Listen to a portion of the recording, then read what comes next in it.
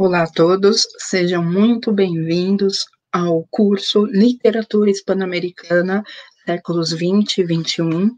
Eu sou Daniele Zaratim, doutora em Letras pela Universidade Presbiteriana Mackenzie, e hoje eu vim falar com os senhores sobre uma autora contemporânea da Nicarágua, ainda pouco conhecida no Brasil, chamada Gioconda Belli. Mas antes de iniciar minha exposição, minha fala sobre a autora, quero agradecer ao Unespar, né, pela realização desse curso, e quero agradecer principalmente ao professor Caio Miranda, não apenas pelo convite, mas também pela realização e organização dos trabalhos. Eu trouxe aqui alguns slides para facilitar o nosso percurso. Aí está o nome da autora, Gioconda Belli. Vou abrir falando sobre a sua obra. Escolhi fazer um percurso da obra para a autora e depois a obra, para a gente poder vislumbrar um pouco sobre os temas que a autora trata de maneira geral no conjunto da sua obra por meio do texto que eu escolhi. Escolhi, então, um texto que se chama Conselhos para a Mulher Forte e é um poema da autora publicado em 2018. Ele diz o seguinte: se és uma mulher forte, proteja das hordas que desejarão almoçar teu coração. Elas usam todos os disfarces dos carnavais da terra. Se vestem como culpas, como oportunidades, como preços que se precisa pagar. Te cutucam a alma, metem o aço dos seus olhares ou de seus prantos até o mais profundo do magma de tua essência. Não para alumbrar-se com teu fogo, senão para apagar a paixão, a edição de tuas fantasias. Se és uma mulher forte, tens que saber que o ar que te nutre carrega também parasitas, varejeiras, miúdos insetos que buscarão se alojar em teu sangue e se nutrir do quanto é sólido e grande em ti.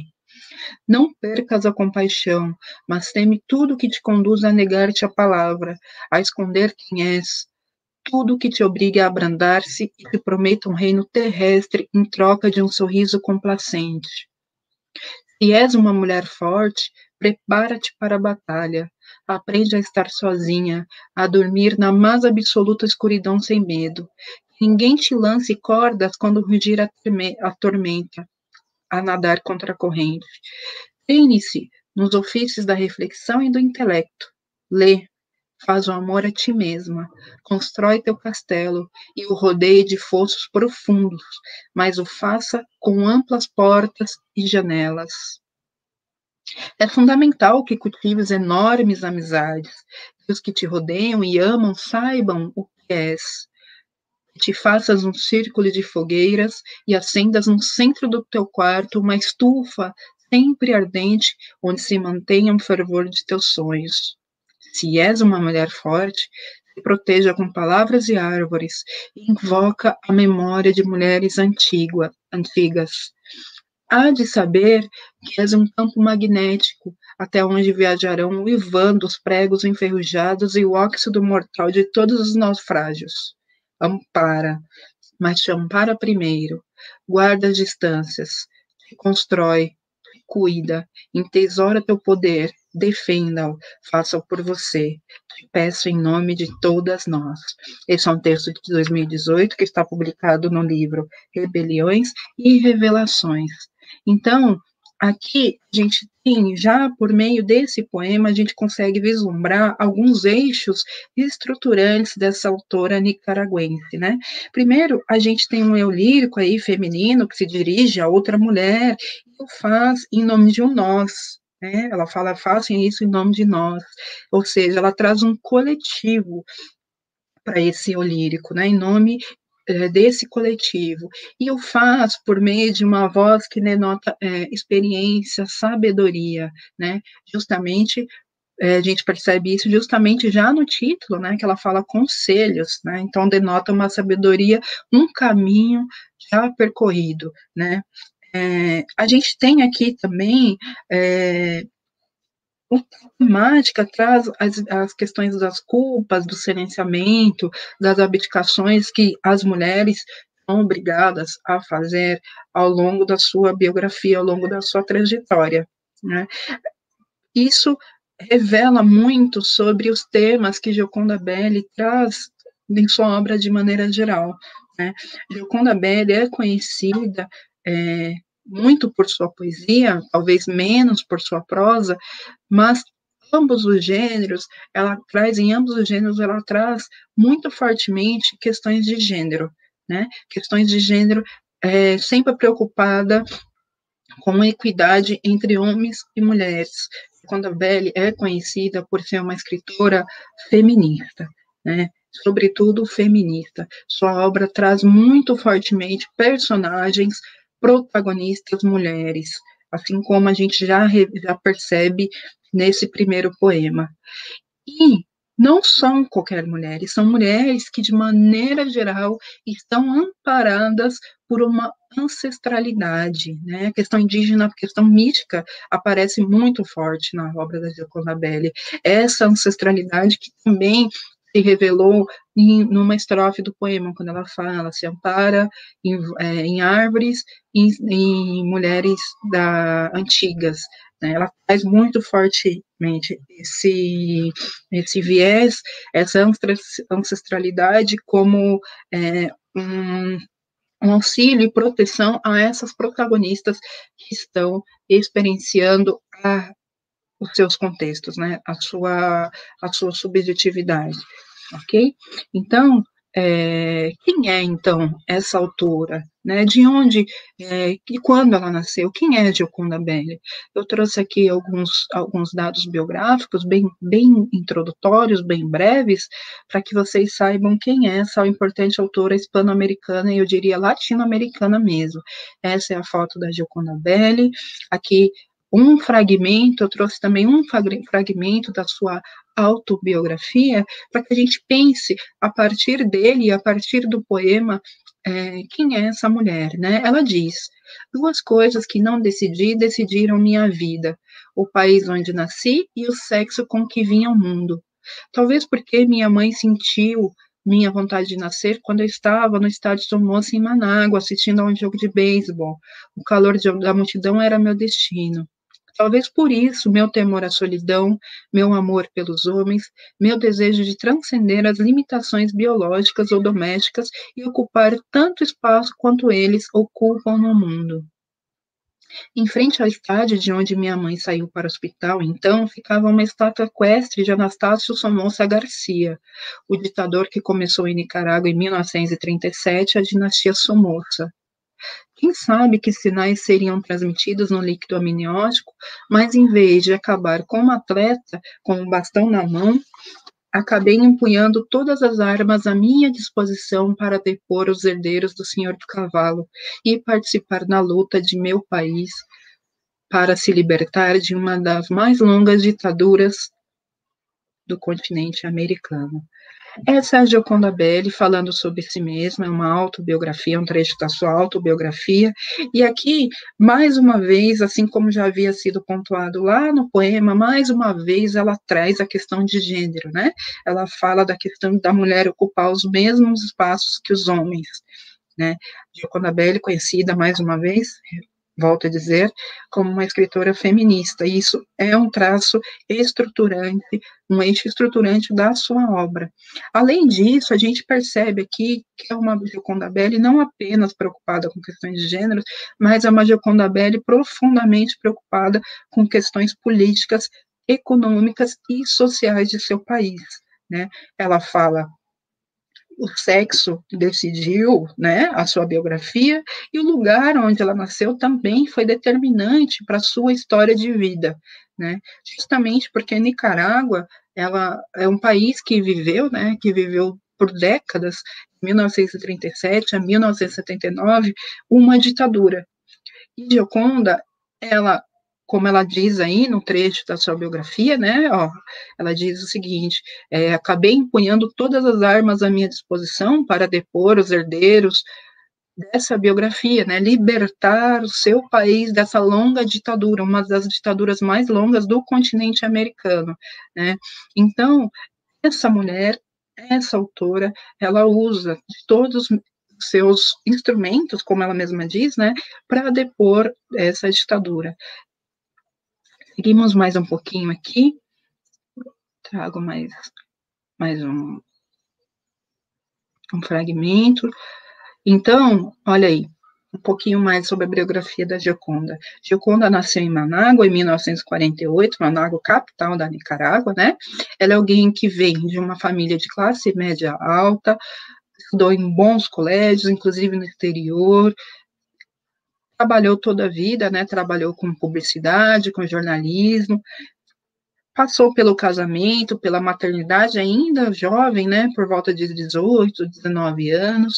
Depois ingressou no mercado de trabalho, e esse é um dado determinante para a sua biografia, né? Ela conta justamente nessa autobiografia que ao ir para o mercado de trabalho foi o momento, ou ir para o mercado de trabalho foi o momento em que ela pôde ter um contato mais direto com intelectuais da sociedade nicaragüense, né? Então, foi nesse momento que ela começou também, por meio desses intelectuais, né, a conhecer obras de, por exemplo, como Eduardo Galeano, como Karl Marx, como outros autores, como a própria Simone de Beauvoir, né, autora feminista, só para citar um exemplo. E é nos anos 70, após ela ingressar nesse mercado de trabalho, né, justamente nos anos 70, por meio dessas leituras, por meio dessas reflexões com esses companheiros de trabalho, que ela começa a escrever, né, em um contexto adverso no seu país, né? Ela fala que o terremoto, um dos terremotos que assolou a Nicarágua em 72 também foi muito importante para sua imersão na escrita, né? Então, é justamente nesse contexto, a partir desse contexto, sentindo, vivenciando todo esse contexto adverso de violência arbitrária, né, uma violência arbitrária, que ela começa a escrever. Ela publica os seus primeiros poemas no jornal importante do país, e aí ela vai mergulhando cada vez mais na escrita. E desemboca justamente na luta, né, na luta armada. Ela começa a fazer parte começa a fazer parte do movimento revolucionário sandinista, né? Então, se por um lado ela produzia a sua literatura e ela fazia com um nome de Eva Salvaterra, né? Ela não usava o nome de Gioconda Belli justamente por medo da repressão. Se por um lado ela usava a literatura como modo de contestar o status quo, né? Por outro, ela usava de outros meios físicos, econômicos, para fortalecer a resistência sandinista. Isso lhe rendeu um exílio, né? Ela teve que sair por exílio, por meio da sua integridade física, né? Ela teve que sair por exílio, ficou de 1975 a 1979 fora do país, né? Nesse momento, ela conheceu vários outros intelectuais, como Júlio Cortázar, ela esteve em Cuba, ganhou um importante prêmio em Cuba, né, o de Casa de las Américas, e foi um momento em que ela produziu pouco literariamente, mas que esteve diretamente ligada à resistência política do seu país, né, resistência contra o Somoza. Foi justamente nesses últimos anos da ditadura do Somoza. Quando a Revolução triunfa, em 1979, né, quando os sandinistas depõem Somoza e chegam ao poder, Gioconda Belli ela faz parte desse momento, e ela ao final, ela integra o governo, né, ela faz parte desse governo revolucionário. Hoje, claro, ela é resistência, ela é crítica ao governo do Daniel Ortega, né, como toda pessoa que tem bom senso mas ela fez parte, sim, desse primeiro momento de governo dos sandinistas, ok? A gente avança mais um pouquinho. Bom, eu coloquei aqui para os senhores algumas capas de suas obras. A Gioconda Belli, ela produziu poesia e prosa. Aqui a gente tem os seus 3 primeiros livros de poemas, que é o Sobre la Grama, de 1972. Percebam que foi bem nos anos 70 mesmo que ela começou a produzir. tem a Linha de Fogo de 1978, que é um ano antes do triunfo da Revolução Sandinista, tem o Trenos e Arco-Íris, que é de 82, há ainda seus romances, né, como o primeiro, que é o A Mulher Habitada, de 1988, que está traduzido para o português e vários outros idiomas. Tem o Sofia de los Presagios, que é de 1990, e há ainda uma gama de outros romances, como O País das Mulheres e O Intenso Calor da Lua, né? O que a gente percebe aqui, que é possível perceber, é que até mesmo pelas capas, né, a gente vê dois eixos estruturantes que dialogam não só na forma, mas no conteúdo com a obra da autora. Primeiro, a questão da mulher, né, ela, como eu já disse, comentei antes, senhores, ela é bastante engajada com essa questão da equidade de gênero. Isso por um lado. Por outro, há também a Gioconda profundamente engajada com questões políticos sociais, não só do seu país, da Nicarágua, mas também da própria América Latina. Alguém sempre preocupada com essas questões. Bom, aqui a gente tem também, eu coloquei para vocês verem, a sua autobiografia, que se chama O País Embaixo da Minha Pele, que é de lá que eu retirei aquele fragmento que eu li, né? Tem também o Rebeliões e Revelações, que é de 2018, da onde eu tirei aquele poema que eu abri a minha exposição. Okay? Então, o que a gente tem? A gente tem uma autora que ela usa a literatura para tratar de questões políticas, questões de gênero. É uma figura pública que está preocupada, profundamente preocupada com questões sociais, com questões políticas, com questões econômicas do seu país, né? Quando ela fala que usa todas as armas para depor a ditadura, é isso mesmo, ela usa a palavra e ela usa mesmo fuzil, ela atuou, né? Em sua página pessoal, que é no www.giacondabelli.org, se eu bem me lembro, lá a gente pode ver o leitor, o pesquisador da sua obra, ela faz uma divisão, que na verdade são eixos, né, da sua própria identidade, que ela fala que é a novelista, ou seja, a romancista, a poeta e a cidadã. Né? Ou seja, quando ela coloca ali como uma faceta da sua identidade a cidadã, ela está deixando claro que ela é alguém profundamente engajada, que sua biografia está profundamente ligada a questões relacionadas não somente à arte, mas ao próprio contexto em que ela produz essa arte. A Gioconda Belli, ela é uma autora preocupada, é uma figura pública preocupada com o contexto social, político, econômico da Nicarágua e da América Latina. É uma militante, né? Bom, seguimos aqui. Dessa obra, dessa extensa obra dessa autora, eu escolhi justamente trazer aos senhores o primeiro romance, que se chama A Mulher Habitada, e é um romance que foi traduzido para inúmeros idiomas, inclusive para o português. É um romance vencedor de vários prêmios, né? E é um romance, ele é muito emblemático, porque na minha percepção ele consegue ele consegue explicitar os eixos estruturantes da obra da Gioconda Belli, né? Então, traz aí a questão de gênero, traz a preocupação com a política, traz a preocupação com o contexto social, com o contexto econômico, é um romance simbólico nesse sentido, porque traz essa confluência de temas que a gente vai encontrar em toda a obra da autora nicaragüense. Bom, o enredo do romance, e aqui eu vou tratar de maneira bastante introdutória, né, convido os senhores a lerem a novela, o romance, o enredo traz duas protagonistas, né, são duas personagens centrais aí. A primeira é a indígena Itzá, né, uma guerreira que foi assassinada pelos colonizadores ainda na época da descoberta, entre aspas, e a gente tem também a Lavínia, que é uma jovem arquiteta de 1970, que entra para a luta armada com o objetivo de combater o governo ditatorial de Faguas, que é o país fictício, né, que a autora cria para contextualizar as suas novelas, os seus romances, né?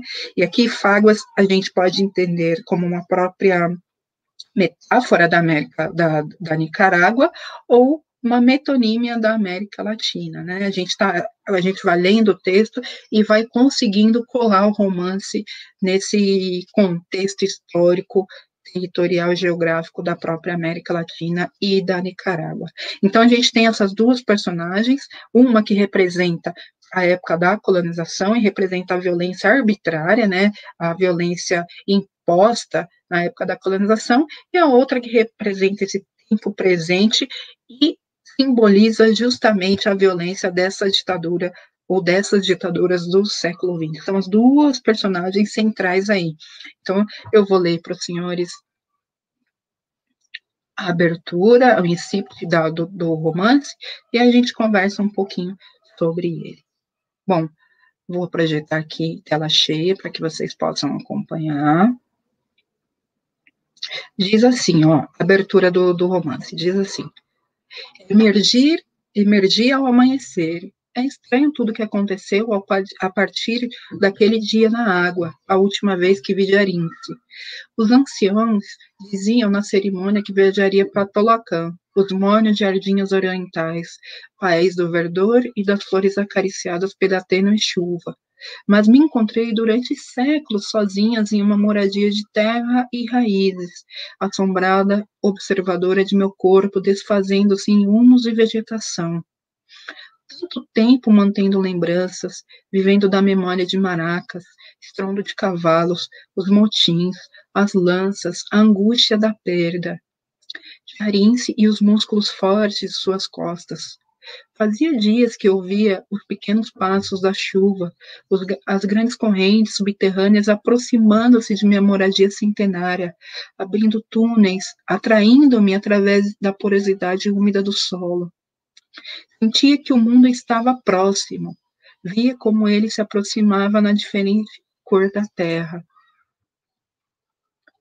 Vi as raízes, as mãos estendidas chamando-me, e a força do pedido me atraiu irremediavelmente. Penetrei na árvore, em seu sistema sanguíneo.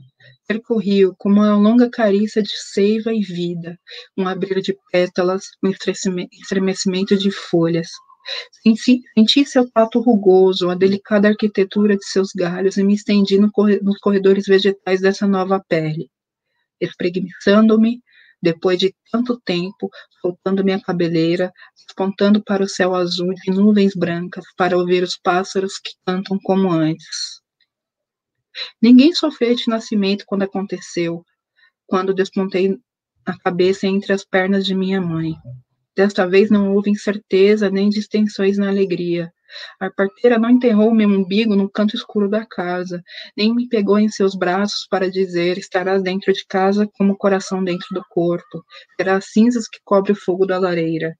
Ninguém chorou ao me pôr nome, como teve de fazer minha mãe, porque desde o surgimento longínquo dos loiros, dos homens com pelos no rosto, todos os augúrios eram tristes e até temiam chamar o adivinho para que me desse nome, me desse meu tonali.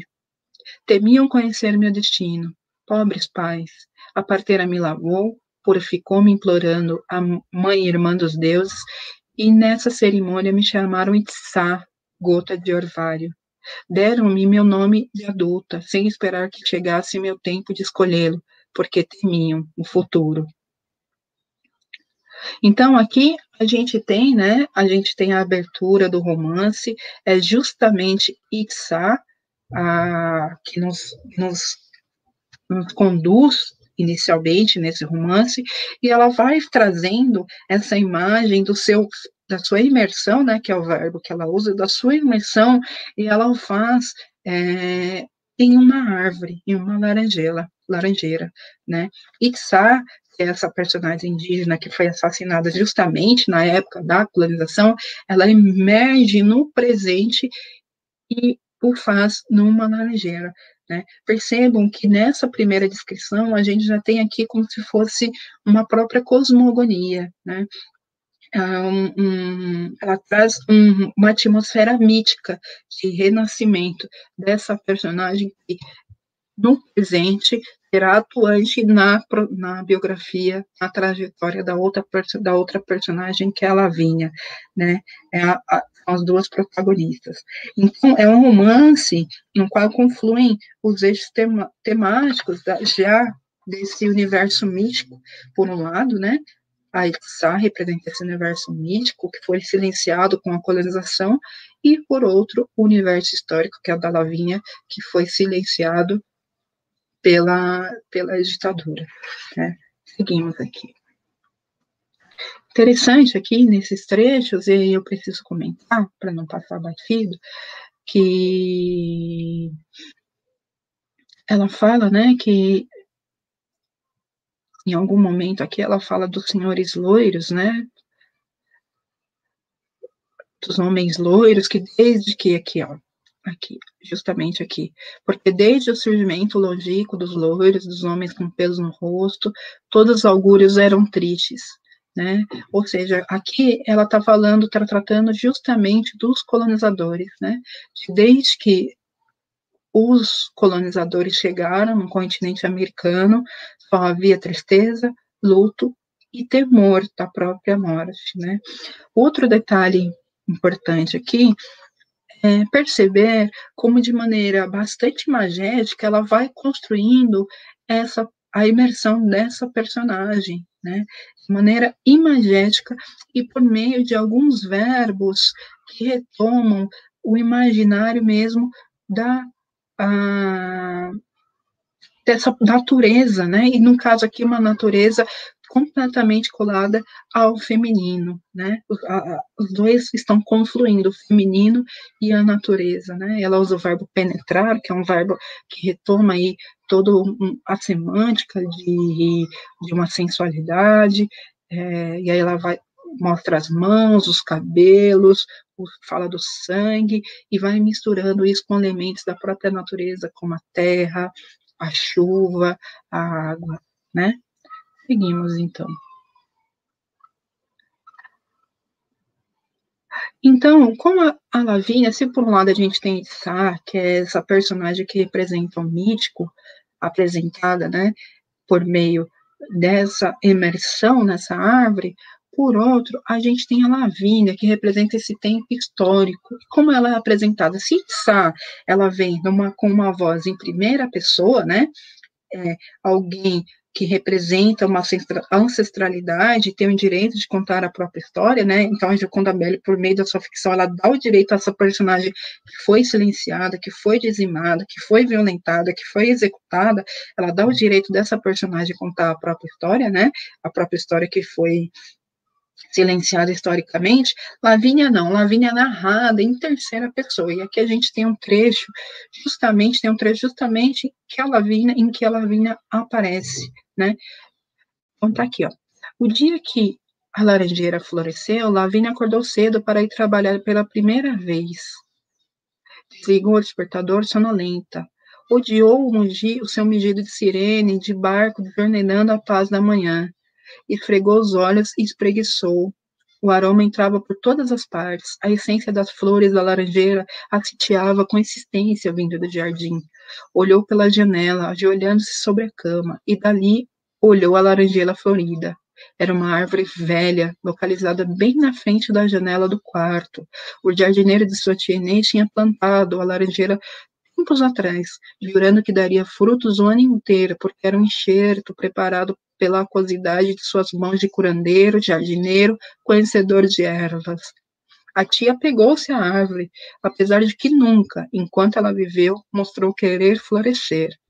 Devem ser as chuvas tardias de dezembro, pensou Lavínia. Chuvas fora da estação, sinais de prodígio, costumava dizer seu avô. Preguiçosa entrou no banheiro, ligou o rádio ao passar, levantando do chão a roupa que deixou cair com descuido quando chegou tarde da noite para deitar. Gostava de seu quarto, arrumado com cestos e colchas coloridas. Com um salário de arquiteta, podia melhorar a decoração folclórica, pensou enquanto tomava banho, empolgando-se com a perspectiva de seu primeiro dia de trabalho. Então, percebam que aqui Aqui a gente tem uma Lavínia, né, a segunda protagonista, que ela é narrada em terceira pessoa, é uma personagem que se relaciona a um outro universo, né? É um universo do presente, é o universo de alguém que usufrui de certo bem financeiro, né? Fala que ela é arquiteta, que era a primeira vez que ela vai trabalhar, e é justamente diante dessa personagem que o insólito se fará presente, né? Que é justamente a imersão dessa protagonista indígena que volta nessa árvore. Aqui no trecho, percebam que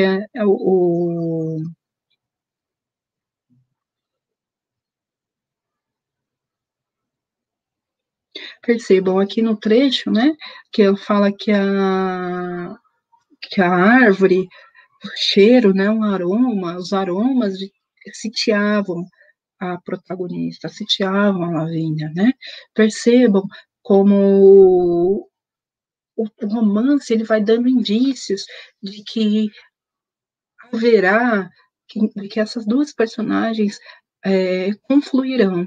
E é justamente o que acontecerá mesmo nesse romance. Haverá um entrelaçamento entre essas vozes dessas duas protagonistas, Sai e Lavínia, entre as histórias dessas duas protagonistas, entre os tempos e entre os ciclos. Como se dá a fusão entre ambas? Se dá justamente aqui, nesse trecho, né? A árvore é uma laranjeira e Lavínia, ela come desse fruto, retomando aí uma imagem mística da própria Eva, né? Dessa imagem da Eva comendo o fruto e despertando para uma outra percepção de, de mundo, de universo, de realidade, né? Então diz o romance: procurou as chaves do portão, tirou os cadeados e saiu para o quintal. A laranjeira brilhava. O sol das 11 horas, quase perpendicular, brilhava nas folhas verdes brilhantes. Ela olhou para a árvore, apalpou seu tronco. Ultimamente havia dado para falar com ela. Com a ajuda de uma vara, derrubou uma, duas, três, quatro laranjas. Ela colocou a laranja no pedaço de madeira redonda usada para cortar, olhando para a fruta. Tocou para acomodá-la e fazer o corte bem no meio. Afundou a faca em sua carne. O interior amarelo da laranja se desdobrou, aberto. Rostos amarelos repetidos olhando para ela. Pareciam suculentos. Cortou as quatro frutas, lambendo os lábios com prazer. Percebam que aqui a gente tem uma descrição, né? Uma descrição repleta de advérbios, adjetivos e verbos que retomam, que contribuem no final das contas para que o leitor ele construa uma imagem do que está acontecendo, né? Então percebam o verbo brilhar e suas variantes, né? Brilhava, brilhava, brilhantes, e a colorimetria dessa imagem, né? Rosto amarelo, a própria ideia do brilhar, a ideia da carne, né, e do lamber e do prazer, né? Então ela vai retomando esse imaginário da natureza, assim como a Sá havia emergido e ela constrói essas imagens de maneira bastante poética, aqui também, ela por meio de uma prosa poética e por uma prosa que relembra ou que constrói uma perspectiva mesmo de sensualidade, né? Percebemos, lambendo os braços com prazer. Por meio dessa prosa, as duas protagonistas, elas, elas, elas se entrelaçam, né?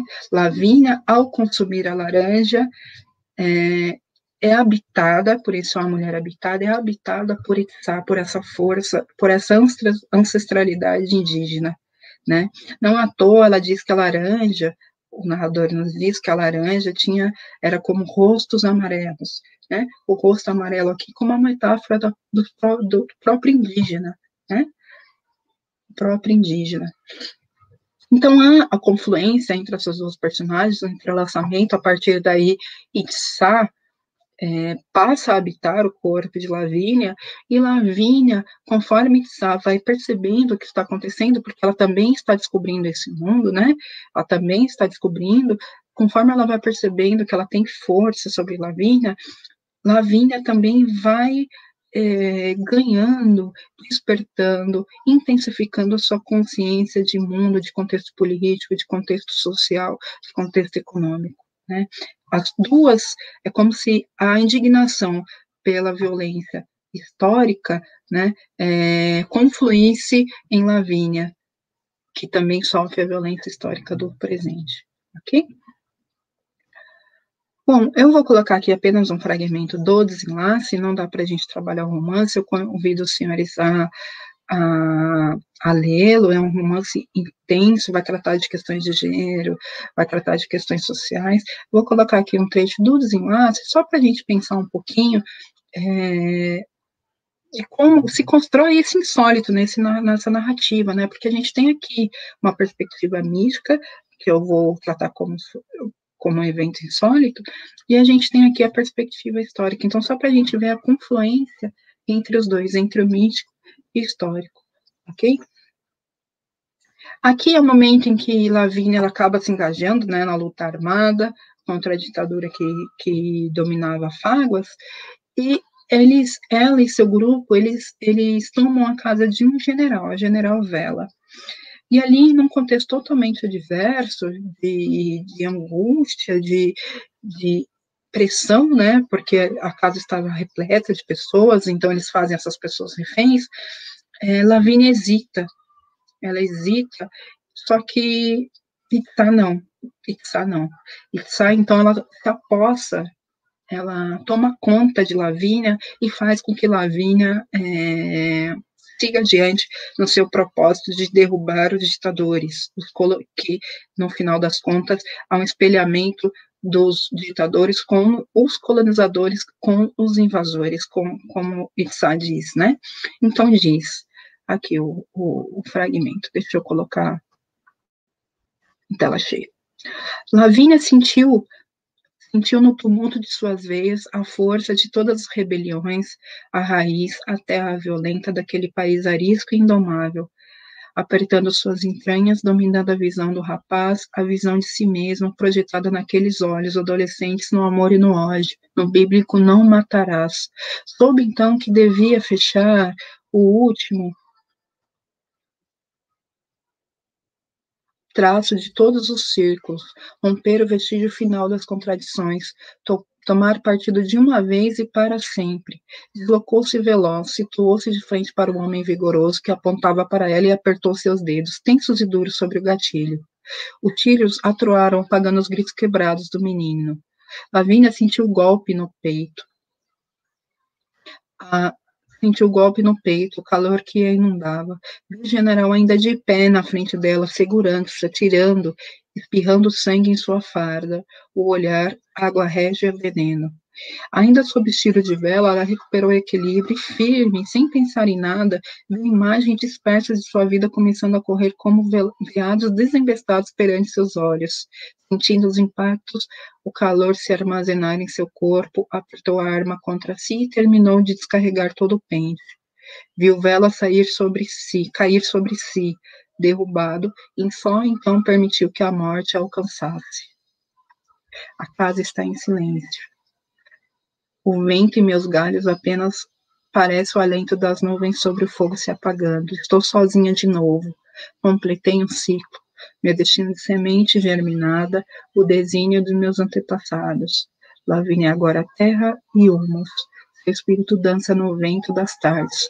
Seu corpo fertiliza campos fecundos. Então, queridos, o que a gente tem aqui? Nesse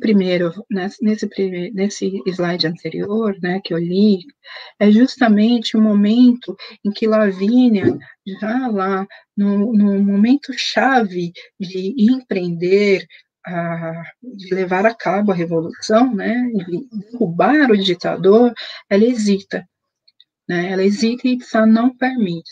não permite. Ela habita, ela toma para si o corpo dessa mulher e faz com que Lavínia atire no general. No entanto, ao mesmo tempo, Lavínia também é atingida e ela acaba morrendo, né?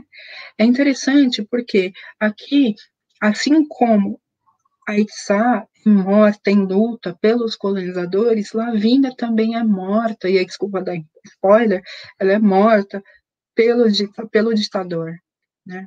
É um romance que, no final das contas, é um romance que nos permite repensar a própria ideia de morte, repensar a ideia de morte. É um romance que ressignifica a ideia da morte de uma perspectiva eufórica. Né? A morte em combate é vista como algo,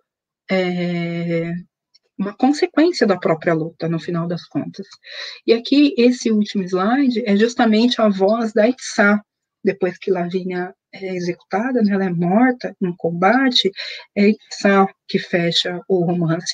Se ela via, é interessante porque a Itzá abre o romance com a sua imersão e a Itzá fecha o romance com a morte da Lavínia, né? Então é um ciclo. E é uma morte aqui ressignificada, como eu comentei, né? Então, o que a gente tem nesse romance? Primeiro, a gente tem uma confluência de imagens míticas históricas, né?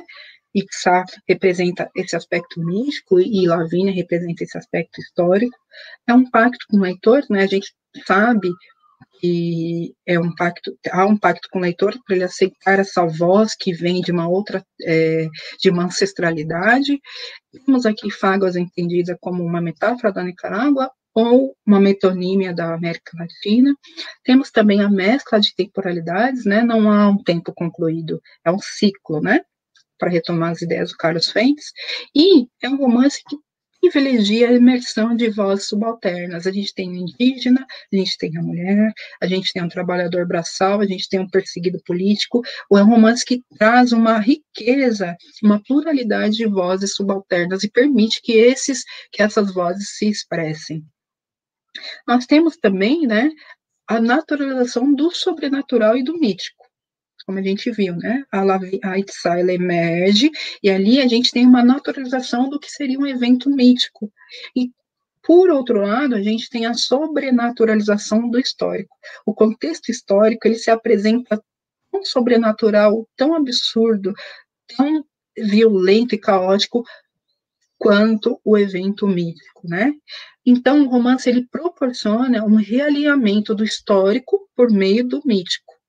E como eu comentei aos senhores, a morte em combate, ela é ressignificada, né? Porque se os indígenas foram assassinados em combate contra os colonizadores, os sandinistas, ele é assassinado contra os ditadores, mas existe uma ressignificação eufórica dessa morte em combate, como consequência.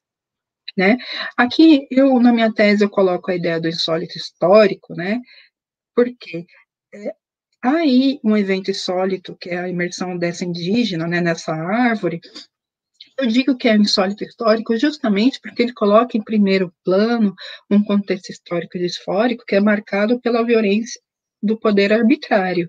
É um texto que privilegia a construção de personagens arquétipos de grupos violentados historicamente, como eu disse, né? É o perseguido político, é a mulher, é o indígena, né? E essas personagens, elas questionam essa hegemonia repressiva e o fazem a partir da força propulsória do insólito, que no caso é a Lavínia, a Itzá, né? Essa natureza que permite que essa indígena volte a fazer parte desse contexto adverso, né?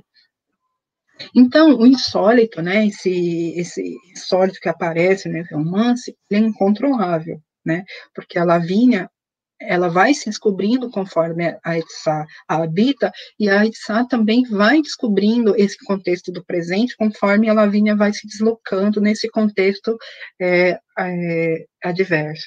O insólito se apresenta incontrolável, ele se apresenta também como um elo entre os tempos, diferentes tempos, né, o tempo da colonização e o tempo da ditadura, e ele é esse insólito histórico, ele é o responsável por impulsionar e determinar as trajetórias das personagens, dos protagonistas, né? Ele impulsiona a imersão da Itsá, ele impulsiona a, a luta da própria Lavínia, né? O romance que ao final ele tem uma característica, uma perspectiva de utopia, apesar da morte, né?